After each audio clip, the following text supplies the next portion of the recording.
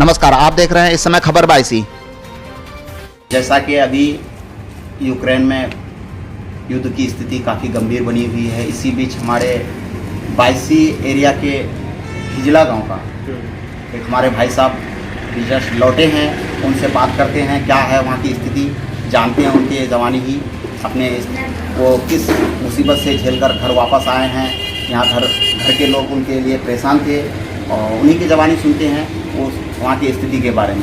सबसे पहले तो आपका खबर बाईसी में स्वागत है। शुक्रिया, आप मेरे घर पर आए। मेरा नाम मोहम्मद शौकत आलम, मैं Ivano Frankivsk national medical university Ukraine में पढ़ता हूँ और मैं 4th ईयर का स्टूडेंट हूँ। और जैसे कि आप लोगों को पता है कि यूक्रेन की स्थिति बहुत गंभीर है और अभी डे बाय डे वहाँ की स्थिति और गंभीर होती जा रही है, क्योंकि अब कल ही प्रेसिडेंट जेलेंस्की ने यूरोपियन यूनियन में उसके लिए जो है उन्होंने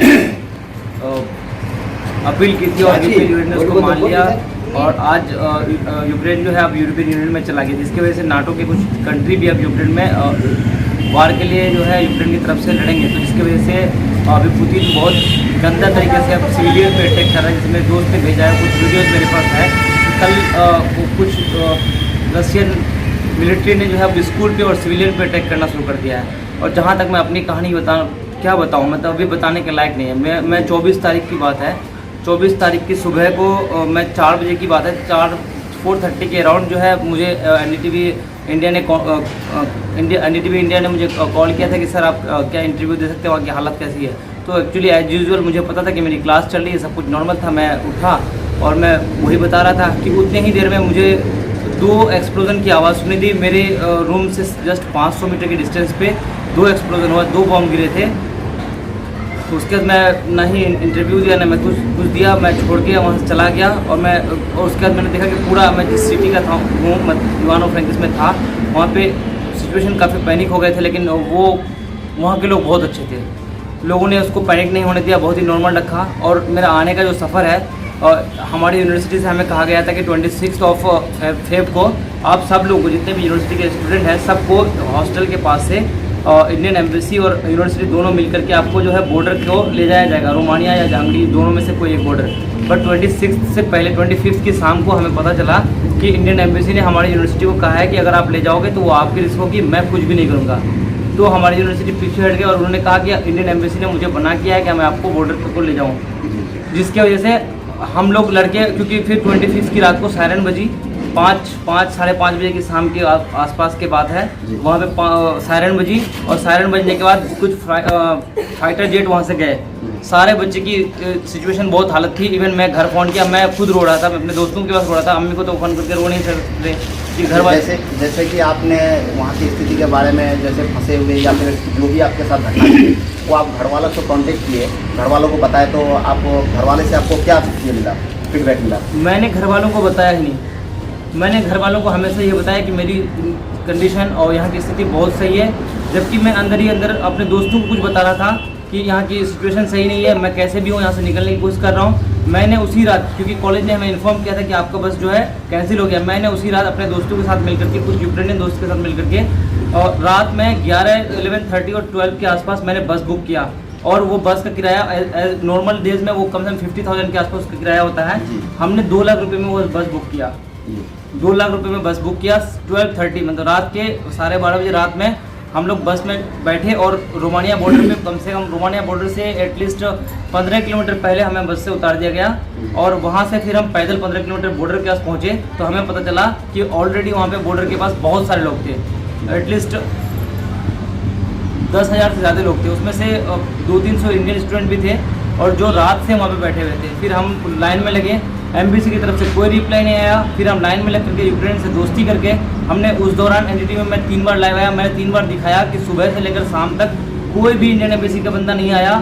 फिर हम खुद से और वहाँ के यूक्रेनियन से मिल करके किसी तरह जो है रोमानिया बॉर्डर को, यूक्रेनियन बॉर्डर को क्रॉस करके रोमानिया में एंटर किए। और रोमानिया बॉर्डर में जब क्रॉस कर गए फिर इंडियन एम्बेसी आया और इंडियन एम्बेसी वहाँ से लेकर के इंडिया आने तक इन लोगों ने हमारे लिए बहुत कुछ किया। लेकिन वहाँ तक पहुँचने में वहाँ तक पहुँचने के लिए सब कुछ बच्चों को खुद से करना पड़ता है। जैसा कि आप मतलब अभी वापस आ गए हैं, आप इंडियन गवर्नमेंट आपको कितना हेल्प किया? वही तो मैं कह रहा हूँ, इंडियन गवर्नमेंट या इंडियन एम्बेसी आपको हेल्प करती है कब, जब आप बॉर्डर खुद से क्रॉस कर जाएं, उससे पहले आप मर जाओ, कुछ हो जाओ, इसकी फिक्र किसी को नहीं है। लेकिन आप बॉर्डर क्रॉस कर जाते हो, फिर इंडियन एम्बेसी की बस आती है, सब कुछ आता है, इंडियन एम्बेसी आपको टिकट प्रोवाइड करती है, शेल्टर प्रोवाइड करता है, सब कुछ प्रोवाइड करता है। लेकिन तब जब आप बॉर्डर क्रॉस कर जाओ, तब उससे पहले कुछ भी नहीं ठीक है, कराती है। आप तो सही सलामत अपने घर पहुंच गए। अब जो बचे हमारे बिहार के भी स्टूडेंट हैं और इंडियन स्टूडेंट भी अभी मौजूद हैं, उनके लिए क्या संदेश देना चाहते हैं आप? मैं उनके लिए संदेश देना चाहता हूँ कि आप जहाँ पे भी हो वहाँ पे मत रहो, कैसे भी हो, जैसे भी हो, टैक्सी बुक करो या बस से जाओ, जैसे भी हो, ट्रेन से जाओ, जैसे भी हो, बॉर्डर को जाओ। और अभी पोलैंड बॉर्डर पे मत जाना, और या तो आप स्लोवाकिया बॉर्डर पे जाओ, या हंगरी बॉर्डर पे जाओ, या रोमानिया बॉर्डर पे जाओ। और अगर आपको कोई प्रॉब्लम होता है तो हमारा इवैक्यूएशन फ्रॉम यूक्रेन से एक ग्रुप है टेलीग्राम पे, आप उसको ज्वाइन करो। उसके थ्रू ज्वाइन करने के बाद आपको कोई भी प्रॉब्लम होता है आप उसमें लिखो, इंशाल्लाह हम लोग की तरफ से आपको मदद किया जाएगा। टैक्सी का इंतज़ाम आपको लिविव से, सारे बॉर्डर के लिए लिविव से टैक्सी का इंतज़ाम है। हम बच्चों ने वॉलंटियर बनाया है, उसमें कुछ यूक्रेनी मेंबर है, कुछ हंगरी के मेंबर है, कुछ पोलैंड के लोग हैं, जो सब मिल करके अब बच्चों को वहाँ से इवैक्यूएट कराया है। तो अगर किसी को भी कोई प्रॉब्लम हो, आप उस ग्रुप में जुड़िए, या फिर आप हमारा कॉन्टैक्ट नंबर भी ले सकते हैं। आप हमें मैसेज कीजिए, हम आपको ऐड करेंगे, उसमें आपको इवैक्यूएट कराया जाएगा वहाँ से। ठीक है, आप अपना नाम बताइए और गाँव। मैं मोहम्मद शौकत आलम, विलेज गांव हिजला, पोस्ट और थाना मेरा बायसी आता है। मैं बायसी का स्टूडेंट हूं और पूर्णिया डिस्ट्रिक्ट है। बहुत बहुत शुक्रिया खबर बायसी में आपने बहुत कीमती समय दिया है इसके लिए। तो पूरे खबर बायसी का टीम आपका शुक्रिया अदा करता है कि सही सलामत आप घर पहुँचे हैं। इसके लिए मेरे तरफ से भी आपका शुक्रिया अदा करता हूँ। इसके लिए सबसे पहले तो मैं पूरे बायसी के या पूरे इंडिया के हर एक लोग को दुआ का शुक्रगुजार हूँ। इन्होंने हर एक लोगों ने, मैं जिनसे भी बात कर रहा था, जिनको मैं जानता भी नहीं, वो भी मेरे पास, उनका भी मेरे पास मैसेज आता था, कॉल आता कि आप कैसे हो। हम सब अपने अपने गांव में, अपने गांव की मस्जिद में, जो हिंदू दोस्त थे वो बोल रहे थे हम मंदिर में पूजा कर रहे हैं, हम दुआ कर रहे हैं। तो हम तो शुक्रगुजार उनका है, हम पूरे इंडिया का शुक्रगुजार है कि हम उनकी बदौलत, उनकी दुआओं की बदौलत और अल्लाह के करम की बदौलत हम यहाँ पे आए। ठीक है, बहुत